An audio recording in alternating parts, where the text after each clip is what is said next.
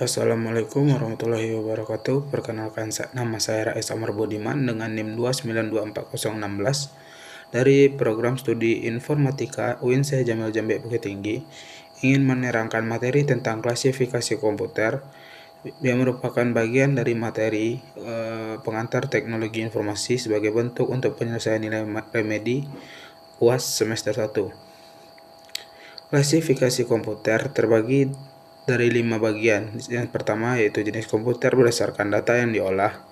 Yang kedua, jenis komputer berdasarkan prosesornya. Yang ketiga, jenis komputer berdasarkan bentuk fisiknya. Yang keempat, jenis komputer berdasarkan penggunaannya. 5. Jenis komputer berdasarkan skala kemampuannya. Jenis komputer berdasarkan data yang diolah. 1. Komputer analog yang digunakan untuk menerima sinyal analog. Digunakan untuk melakukan pengecekan untuk data yang tidak berbentuk angka, karena data yang didapatkan adalah data yang bersifat gelombang. Biasanya digunakan untuk merepresentasikan keadaan. Contohnya itu pengecekan suhu dan penghitung aliran BBM pada SPBU. Yang kedua, komputer digital. Komputer digital adalah komputer yang sering kita gunakan untuk sehari-hari. CPU, Central Processing Unit, adalah inti dari elemen komputer digital. Bentuk chipnya kecil, terdiri dari transistor yang begitu banyak. Contohnya desktop, laptop, notebook, mini komputer, server, dan komputer tablet. Ketiga, komputer hybrid. Komputer hybrid memiliki kemampuan dari komputer analog dan komputer digital. Diperuntukkan untuk pengolahan data yang bersifat kuantitatif maupun kualitatif. Digunakan untuk aplikasi khusus yang biasanya dipakai pada robot-robot yang dipakai sebagai pekerja pada pabrik, serta digunakan oleh berbagai rumah sakit yang digunakan untuk memeriksa sakit yang pada keadaan tubuh pasien yang akhirnya dapat komputer selesaikan atau keluarkan sebagai analisa. Jenis komputer berdasarkan prosesornya. Yang pertama, mikrokomputer. Kelas komputer yang menggunakan mikroprosesor sebagai CPU utamanya. Mikroprosesor sebuah IC yang digunakan sebagai otak atau pengolah utama dalam sebuah sistem komputer. Dikenal sebagai personal komputer atau PC, home komputer atau small business komputer, contohnya desktop atau laptop. Yang kedua, mini komputer. Kelas komputer multi-user yang dalam spektrum komputasi berada di posisi menengah. Kelas komputer mainframe dan sistem komputer single user seperti komputer pribadi. Istilah mini komputer sudah dianggap kuno dan diganti dengan istilah stasiun kerja atau workstation dalam dunia Sun Microsystem. Contohnya itu workstation. Yang ketiga, mainframe mengacu kepada kelas tertinggi dari komputer yang terdiri dari komputer-komputer yang mampu melakukan banyak tugas komputasi yang rumit dalam waktu yang singkat. Umumnya digunakan oleh banyak user atau banyak pengguna yang terkoneksi dalam satu terminal. Memiliki kekuatan pemrosesan paling kuat, dinamakan superkomputer, mampu melakukan banyak komputasi yang rumit, memerlukan waktu yang lama, dan umumnya digunakan dalam riset para ilmuwan ataupun keperluan perusahaan ataupun keperluan militer. Yang keempat, ada superkomputer. Superkomputer adalah komputer yang memimpin di dalam dunia kapasitas proses, terutama kecepatan perhitungan. Superkomputer diperkenalkan pada tahun 1960-an, didesain oleh Seymour Cray di Control Data Corporation atau CDC.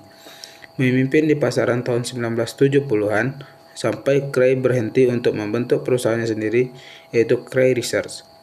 Cray Research mengambil pasaran superkomputer dengan desainnya dalam keseluruhan menjadi pemimpin superkomputer selama 25 tahun dalam rentang 1965 sampai 1990. Contohnya itu IBM Roadrunner.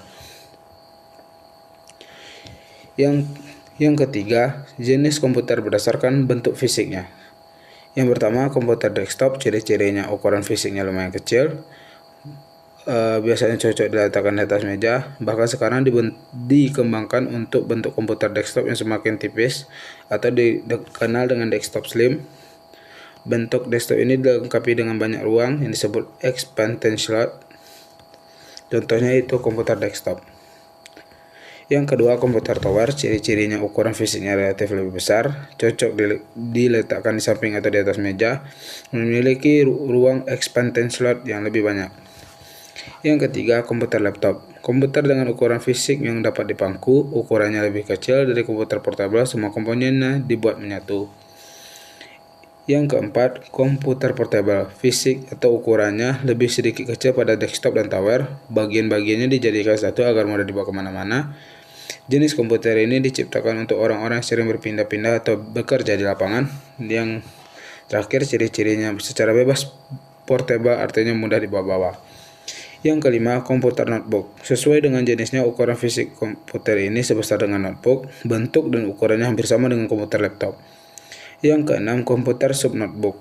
Ukuran sebesar kertas kuarto, tebal kira-kira 5 cm, dan masih terus dikembangkan untuk mengecilkan ukurannya. Yang ketujuh yaitu komputer palmtop. Komputer ini bisa dibuat untuk digenggam. Bila dibandingkan dengan ukuran kaset, kira-kira sebesar kaset video beta. Yang ketiga, arus listriknya didapatkan dari baterai. Yang keempat, klasifikasi komputer, yaitu komputer berdasarkan penggunaannya. Yang pertama, skala penggunaannya atau tujuan penggunaannya. Yang pertama, komputer dengan tujuan umum atau general purpose computer. Komputer untuk tujuan umum adalah komputer yang digunakan secara umum. Komputer yang biasanya kita temukan atau yang biasa kita gunakan sehari-hari. Misalnya komputer yang digunakan untuk mengetik, mengolah data, perhitungan, dan mengolah data grafis, mengolah database, dan lain-lain sebagainya. Contoh dari komputer ini adalah PC dan laptop. Komputer untuk tujuan khusus atau special purpose computer. Komputer yang digunakan secara khusus dan mempunyai satu fungsi saja. Komputer tersebut tidak digunakan untuk pekerjaan yang biasanya. Contohnya adalah komputer server, PC, router, atau terminal DAM. Adapun jenis pembagian komputer berdasarkan skala kemampuannya, yaitu ada small scale komputer atau komputer dengan kemampuan skala kecil, merupakan komputer yang memiliki kemampuan proses dalam jumlah kecil. Komputer yang termasuk dalam kategori ini adalah komputer desktop atau komputer pribadi yang umumnya digunakan oleh satu orang pada satu saat. Kedua, medium scale komputer. Komputer untuk skala menengah. Komputer yang termasuk ke dalam kategori ini adalah komputer yang biasanya melayani penggunanya pada DAM terminal. Yang ketiga, large scale komputer. Komputer untuk skala besar. Komputer yang termasuk ke dalam kategori ini adalah komputer mainframe. Pada mesin tersebut dapat diakses beramai-ramai dan sudah dilengkapi dengan perangkat dan software yang sudah lengkap. Penggunaannya adalah untuk pengolahan perhitungan dengan kemampuan yang cukup rumit untuk diselesaikan oleh komputer medium atau small scale komputer. Mungkin itu saja materi yang dapat saya sampaikan. Apabila ada salah pengucapan kata ataupun perbuatan saya yang salah, mohon dimaafkan. Wassalamualaikum warahmatullahi wabarakatuh.